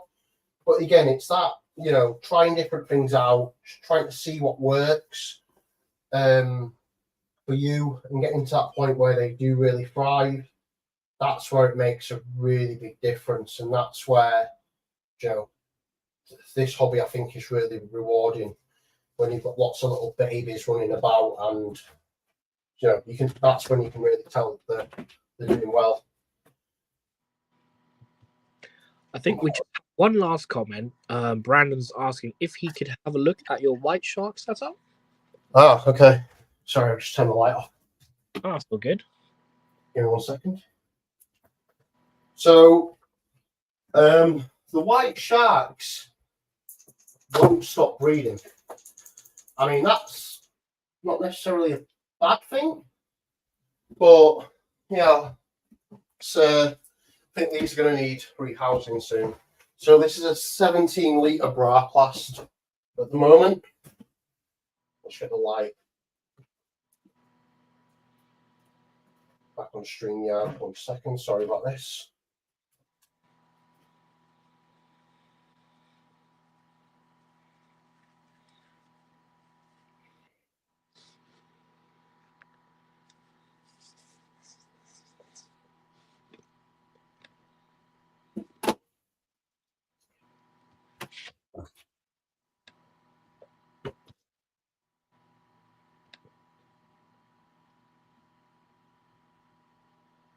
You see that?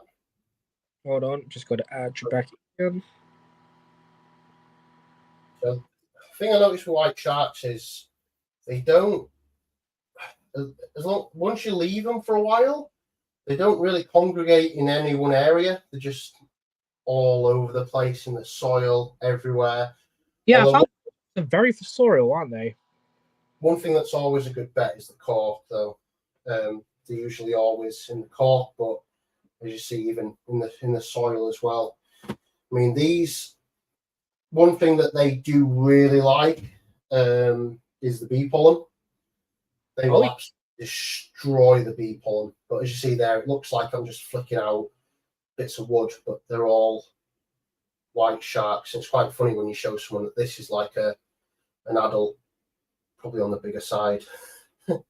They are amazing, but they're so small. So small, so delicate. But yeah, Brandon, this is it. It's a 17-litre tub, as you can see, just tipping out the Lotus Pod there from site Bug Room, cheeky little plug. Tons and tons. But yeah, I find with these, when I was micromanaging them, trying to watch them all the time and trying to check them out again on the pumice as well. The less that you mess with these, the better. They're in a decently lighted area. They're on like mid-range in the rack, but it's can really upset you, Jezza, if you want to see my organisational skills. Ready? Go on, let's have a look. Right, I've got some spaces because I've took tubs out and I've not put them back, but it's an ordered mess, Jezza. Oh my god. Yeah. I'm at that point now where there's not really any more room, but No. fun. Looking good though, dude. Hopefully we can get. It's just space, mate. That's the issue, isn't it? It's just space. Yeah. It's If like you have more space, you can always get more stuff. But I've got so much space, but I've already filled it up. Like, look at this, all filled. I've got all the pod roaches down here. I've got the spiders and stuff back there. The vivarium there with all the desert species, glass tanks and stuff. It's all full. So Brandon's so it's called Reef and Rock. No spaces on eBay, and the rock itself is called pumice stone. If you're gonna order from there, I'd actually recommend sending the guy a message. He offers big rocks, small rocks. He even does powder as well. Really nice guy, really approachable. I'm not sure if you're on at the beginning, Brandon, but I explained like the way that he cleans and prepares the rock as well. He goes to really good extremes with it because I think his main customer, or probably the only customer, I don't know if it's the only customer for that application, but a lot of people buy it for marine. Whereas if you type pumice stone on Google, you'd be like, "Is this?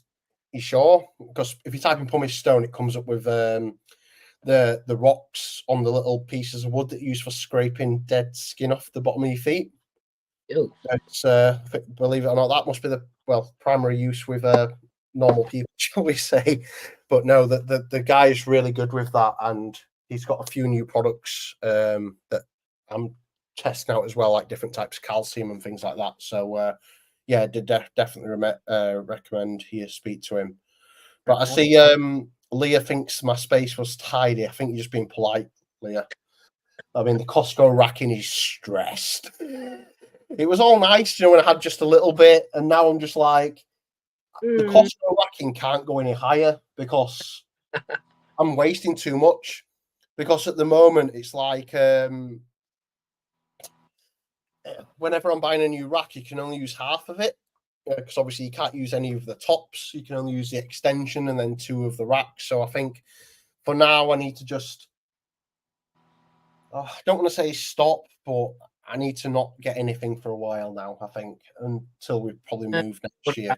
Isn't it?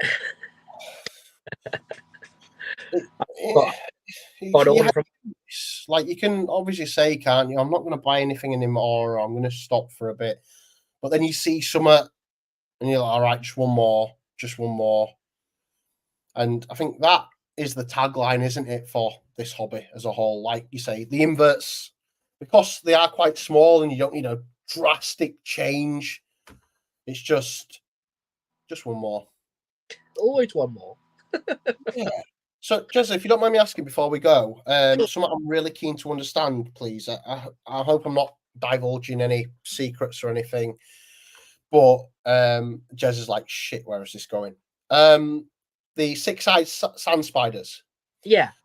I'm on the lookout for one at the moment. I know you, I don't think you have any for sale, that's fine. But Scott said that he gave you one because you're doing, you've got like a breeding project. How many have you actually got at the moment? And when are you actually going to be breeding them? So I've got them in this heated vivarium, which is staying roughly around 35 to 38. Wow. Okay. It's really hot. So I keep all my desert species in there. So I've currently got 6, which is 1 female, 1 unsexed, 4 males. And those 4 males I've been raising since Tiny Slings 2022. But yeah. Is all that just off the heat mat? You're getting it up to mid-30s just with a heat mat? Yeah, I can quickly show.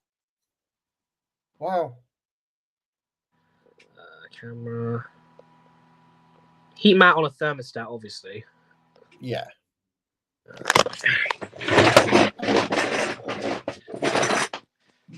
Do you find that the thermostat gets much? I don't know if you've got like a light on it, but do you find it's nearly always on to get to that temperature, or? I think it's pretty much constantly on. It flicks on and off. Just behind the frog tank, you can see the thermostat back there for the heat mat. Yeah. So at the moment, these two are empty. Got my fire brats in here. Then the Sicarius are on the bottom, just down there. Then my Stenodactylus geckos. So how many of the sand spiders have you got at the moment then? I've got 6. So yeah, I've got the 4 males I've been raising up for a couple of years now. And I've got 1 female that I got in a collection recently, and then the one from Scott, which I haven't sexed yet. So hopefully at some point I'll be able to breed those. I know there's a couple people with them at the moment. Oh, really? I believe there's Sicarius gracilis, different species. Because I know Charlie had some, but I think Scott says that Charlie's out at the moment. Yeah, they're a different species. They're not Thomasoides, which is the normal one you see. Why is this not? How do I change my camera again? To settings and then the camera. And there we go. Okay, there's like 5 different options, isn't there? Brain is farting at the moment. There we go. Boom, we're back. Yeah. What was I saying? Yeah. The normal sand spiders I have is Sicarius thomasoides. Charlie has gracilis, which is a newer species in the hobby. Supposedly more toxic, I don't know. But they're very easy. Enough. And I'm not willing to find out if they're toxic or not. But yeah, I'll give you some more details on how to care for them. I'll make a little list for you. I had one a few years ago, and I loved it, and I've just never been able to get one since. I got it from Lincoln Pets, I think it's called, right? And a trapdoor at the same time. But as much as you don't like seeing things suffer, like every time you used to feed it that when you see the venom affecting the locust or whatever, and then just spasms, I'm like, wow. But they're from I believe they're from the same areas that the rosea are from. That's why they're hard to find, because people weren't breeding them. But there's a few people. I'll actually message you a guy. I think he still has some slings of Thomas. He's bred them himself here in the UK. So I'll let you know who to message. I appreciate that. Thank you. Anytime. But yeah, so that is pretty much the end of the live stream, guys. I hope you guys enjoyed it. This has been another episode of the Invertcast, and like I said, thank you again to Dan for jumping on, having a chat about isopods and the hobby in general. It's been fantastic. Let me know in messages, in the comments of this live stream, if you're watching now and or listening in the future, if you guys enjoyed it, what would you like to see in the future in regards to this, because I definitely am, after today, I'm rebooting this for sure. I'm going to try to do as many more episodes as I can of this. Right, Jezza, we want a commitment. How many are you doing a month? We're going to get one a month? Yeah, I don't know. I'm going back to uni next month, so it's like it'll depend on my timings with school and stuff, but we'll see. I do want to reboot, and I do want to record a few more episodes, though. I've got a couple guests in mind, because I have asked before for a few people. So see if you can get to a quiet area when you do a show, because you manage to do a show every month. You nearly do every show, so it'd be cool if you could find a little secluded area just to grab people, even for mini things. Like, I think this has been really good, mate. I've appreciated this, but yeah, you need to get back into this, mate. Because episode 6, and it's been going 4 years, 3-4 years or something. It's working in a hospital drains you, bro. Working in a hospital drains you. Long shifts, early starts, late finishes. You love it though, mate. You love it. It's all good. But yeah, again, a massive shout out to everyone that watched the live, and again, a massive thank you to everyone that's listening back to this. The whole reason why I started this series was because I like podcasts, listening to invertebrates. There's not many invert podcasts out there, so I wanted to start making. Hopefully, I'll be able to do more episodes in the future. But yeah, so I'm going to end it here, guys. Again, thank you so much to all the people that became members tonight. Thank you for the recurring members, and just thank you for everyone that's watching. And I will see you guys in the next episode. Bye bye.